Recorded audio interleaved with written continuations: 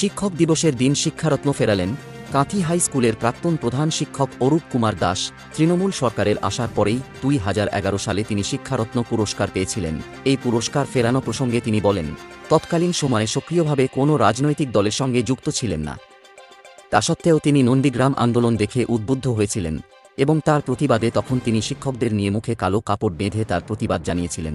তৎকালীন সেই নন্দীগ্রাম আন্দোলনের প্রসঙ্গ আর বর্তমানে আরজিকরের ঘটনা, যার মধ্যে বিস্তর ফারাক রয়েছে, তাই তিনি কোনো রাজনৈতিকগতভাবে নয়, একজন শিক্ষক হিসেবে মনে করেছেন এর প্রতিবাদ তার করা উচিত। তাই তিনি তার শিক্ষারত্ন পুরস্কার ফেরত দেওয়ার সিদ্ধান্ত নিয়েছেন শিক্ষক দিবসের দিনেই।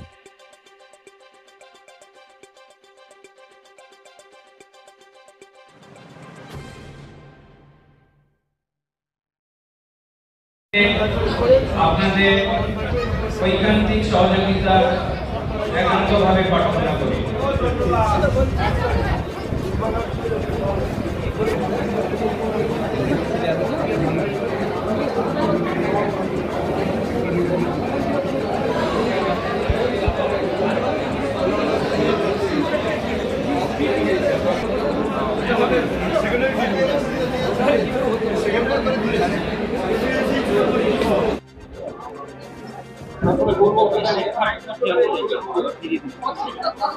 দেখুন, এটা একজন শিক্ষকের হিসাবে আমাকে দেওয়া হয়েছিল। শিক্ষকের কাজটা তো শুধু ক্লাসরুমে পড়িয়ে দেওয়া নয়, শিক্ষকের কাজ সমাজ গঠনে ভবিষ্যৎ নাগরিকদেরকে তৈরি করে দেওয়া, তাদের ভবিষ্যৎ গঠন করে দেওয়া, সমাজ গঠনে তাদের সুস্থ নাগরিক হিসাবে তৈরি করে দেওয়া। একজন শিক্ষক হিসাবে সেই চেষ্টাটা আমি করেছিলাম এবং আমাকে সেই স্বীকৃতিটুকু এরা দিয়েছিলেন। এই সরকারই দিয়েছিলেন যে বছর প্রথম এসেছিলেন। পূর্ব মেদিনীপুর থেকে প্রথম ব্যক্তি হিসাবে আমি এই সম্মান গ্রহণ করেছিলাম।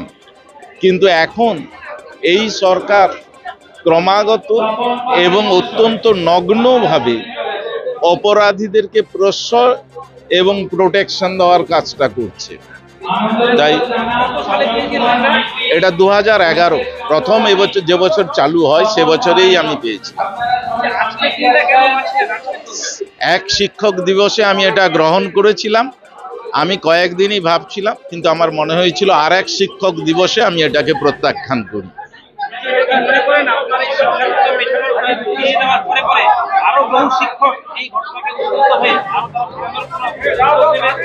দেখুন, এটা প্রত্যেকের ব্যক্তিগত বিষয়। তারা তাদের সম্মাননা ফেরত দেবেন কিনা সেটা তাদের ব্যক্তিগত বিষয়। আমার যেটুকুন মনে হয়েছে একজন সমাজ সচেতন মানুষ হিসেবে এটার প্রতিবাদ করার দরকার, আমি সেটা করেছি। এবং আমার মনে হয়েছে এই সরকার যে ধরনের ঘৃণ্য ষড়যন্ত্রে লিপ্ত আছে, সাধারণ মানুষকে সুরক্ষা দেয় না, অপরাধীদেরকে সুরক্ষা দেয়। তাই একজন শিক্ষক হিসাবে আমার যেটুকুন প্রতিবাদ, আমি বর্তমানে শিক্ষক নই, ফলে বিদ্যালয়ে দাঁড়িয়ে আমি কিছু করতে পারবো না। আমি রাজনৈতিক ব্যক্তিত্ব। আমি যদি এখন কোনো শিক্ষক সমাজকে ডাকি, এরা বলবেন রাজনীতি করছেন। কিন্তু একজন ব্যক্তি শিক্ষক হিসাবে আমি আমার এই কাজটুকু করে গেলাম।